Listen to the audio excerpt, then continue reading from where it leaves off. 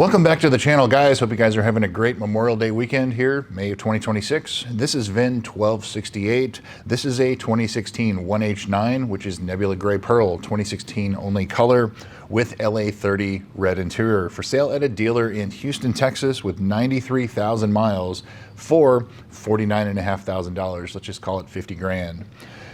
So as I said, Nebula Gray Pearl, it is a 1 year only color on the GSF, only 2016. There's 157 out of the 2,348 for the US 49 were this color, and only 64 originally left the factory with LA30 red interior. So this is 2.73% of all of the US 49 production. That's like an 8 out of 10 for rarity. You're not gonna find a lot of Nebula Gray Pearls that come up for sale. So therefore, 2016, same number, 157 out of the 1,418 cars for 2016, and there's still 64 that have LA30 red interior. So as far as options go, this car was optioned with G4, which is the lighted front door sills. Mark Levinson, most of them have that. Orange calipers, a lot of them have that. And glass brake sensors, which not too many cars had that. So fair option car as well. Carfax, Epic VIN, and AutoCheck. So my 2026 Carfax shows this as a 3 owner, 2 accident or damage reported. And there's also a third event, which is just a true frame inspection. And so that is a third-party inspection where they like pull things back, pull the carpet out, pull trim out, and really look at things and see what they can tell has been repaired, especially when it's significantly, like a couple years after the accident. So the accidents or damage were September of 2017 to the front left, the right rear, and in June of 2018 to the front.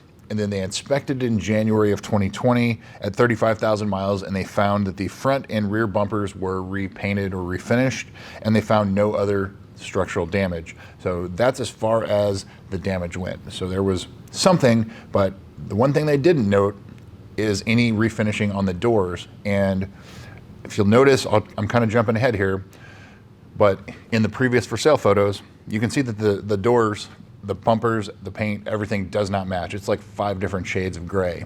So not 50 shades of gray, not like that, ladies. So there's some other unreported paintwork on this car that will come up and I'll talk about here in a little bit. The 2024 Carfax, it shows the same, so everything matches there.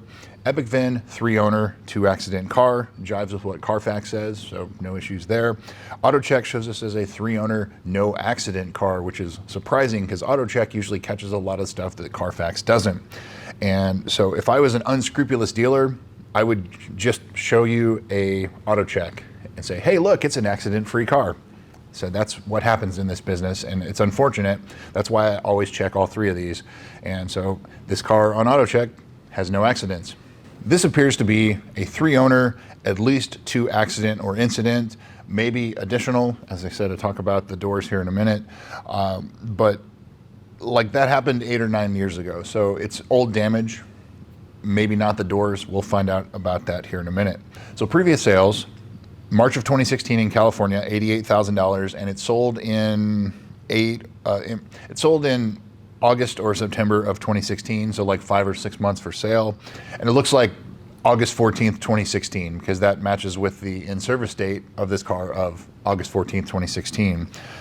And then in January of 2020 in Georgia, $47,977, 48,000 with 35,000 miles. What a time to be alive. 2019, 2020, that's as cheap as these cars were. Sold in April of 2020. And you can sort of see in the photos there how some of the paint doesn't match on the doors. So I'm not fully on board with what the true frame report said there, where there's only the front and rear bumpers were repainted. I think that there's some other paintwork that's gone on this car. May of 2022 in North Carolina for $50,398 with 50,000 miles, and now it has the modifications and everything that you see on this car. So it's lowered and it has some of the other cosmetic mods. And it sold. It was at AutoNation dealer in AutoNation Toyota dealer, and it sold in about 3 months. And then here it is, May 2026, the end of May in Texas, Houston, Texas, $49,500 with 93,000 miles. They originally had it listed for $48,500, and it looks like they raised it to $49,500. So I'm not sure what's going on there, but maybe they just wanted to get an extra 1,000 out of you or something like that. But so now onto the photos. There's a lot to unpack here. So first and foremost, the passenger side headlight has moisture in it. And so if you've followed these videos at all, you know that that means future headlight replacement. And so what's going to happen, the moisture in there is going to go down and it's going to get into the daytime running light. The daytime running light will then quit working. The moisture will continue still and it will get into the LED driver for the headlight and it will fry everything. So basically at that point you have to replace the headlight, $3,700 plus tax title license, $3,700 plus tax, plus labor to remove the bumper and reprogram, reset everything. So there is a big gotcha just there, nothing else. So obviously this car is lowered. It has a lot of cosmetic modifications. It has shift knob, steering wheel, floor mats, badges, just a bunch of cosmetic mods. There is delamination on the carbon fiber trim on the passenger front door and maybe the driver's door. It's really hard to tell on that one. There is some wear on the driver's seat bolster and the seats could use a very in-depth cleaning. So you can see that the originally white thread on the seats is currently black. So that would tell you that it's very dirty. It looks like it has an aftermarket camera system. So look on the rear view mirror, there's a front and rear camera on this car as well. And it has puddle lights. I see those on the doors. It shines some kind of logo. You can choose different ones. There's a whole bunch of them out there, but it has puddle lights on the doors and so on. But as I said before, the previous for sale photos, there were like 5 different shades of gray on the side of the car, especially on the driver's side. And the photos now, there's only one and it's kind of in the shade side of the photo or of the light, and that's probably on purpose. I'm just guessing. So I would definitely, if you're considering this car, get some good pictures of the driver's side where you can see, I think it's the driver's side, where you can see all of the panels in the light. And so otherwise, if that doesn't bother you, wrap the car. You know, cars like these are cars that you generally see wrapped when there's a bunch of paint work and things like that underneath. So, you know, just food for thought there. Speaking of the doors, both sides, both doors, they sort of look hazy. And, you know, I don't know if that's just poor paint work and they're not high quality enough photos you can see, but there is something going on with those doors on both sides of the car. I don't know if it's related to the accident or if it was just further later paint work that's not reported on Carfax or anything like that. Definitely something to dig into if you're looking at this car.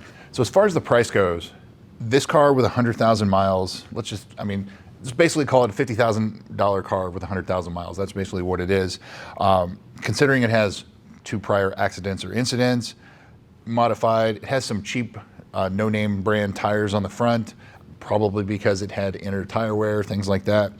This car should probably be in like the low to mid 40s. I mean, there's a lot that's if it needed nothing else, and there's a lot to address here. Yeah, that's where I would put it, and I don't think it's worth anywhere near what they're asking at $50,000. So now into the service history. So not only that, but this car's not well dealer serviced either. And you know, you sort of see a trend here. There's not much on the Carfax either. Maybe since it's modified, it was enthusiast owned, so it was just done DIY or something like that. You know, like if you looked at the service history on mine, you know, there's not a lot in the last couple of years. It's because I've done the oil changes myself. And with this car, it's just basically an annual oil change, but that's part of, you know, do it yourself. It's not going to be on the Carfax. The first entry of note is March of 2018 and 15,000 miles. The front pads were replaced and the front rotors were resurfaced. Also in March of 2018, the JLB recall was done. That's the high pressure fuel pumps. And in February of 2020, the KLG was done. That's the GPS location reporting incorrectly. And in that same service, they replaced the battery. And that's basically the last real service at 35,000 miles. And this car has almost 100,000. So you're talking about like the last 60+ thousand miles are big old question mark for service. In June of 2022, went for sale at AutoNation. AutoNation had 50,000 miles of pre-owned inspection, and they said to sublet the repairs. Doesn't say what was done. It doesn't have any other further info. As far as Carfax goes, it looks like there's a tire or tires were replaced in 2023, and there's 2 services in November and December of 2024 where it just says serviced, and brake pads were replaced. It doesn't say what brake pads were replaced. It doesn't say if rotors were replaced, anything like that. So that would be a little bit more to look at. So what's not done? Basically everything. Don't see any record of the 60,000 mile service, transmission service, TVD service, anything like that. The ZLZ, the sticky dash, the in-service date, as I said before, this is August 14th of 2016. So you have until August 14th of 2026 to get the dash replaced if it is even the slightest bit sticky. Front lower control arm bushings, as always. This car has brand new, very cheap front tires. I don't know if it's related to it being lowered, and it may not have the proper adjustable arms on it, so it wears out the insides of the front tires anyway, or if it really did have wear from the front lower control arm bushings. Maybe it has upgraded front lower control arm bushings, we don't know. But there would be something else to look at there. But the fact that it has, you know, cheap tires on it, you know, that kind of tells you somebody took the cheap way out instead of putting Michelins or Continentals or Pirellis or something like that on it. The valley plate, as always, heat cycles and time. Would not be surprised if this car has a leaking valley plate, especially with everything else kind of lacking. I do not see on the service history where the low pressure fuel pump was reprogrammed for noise.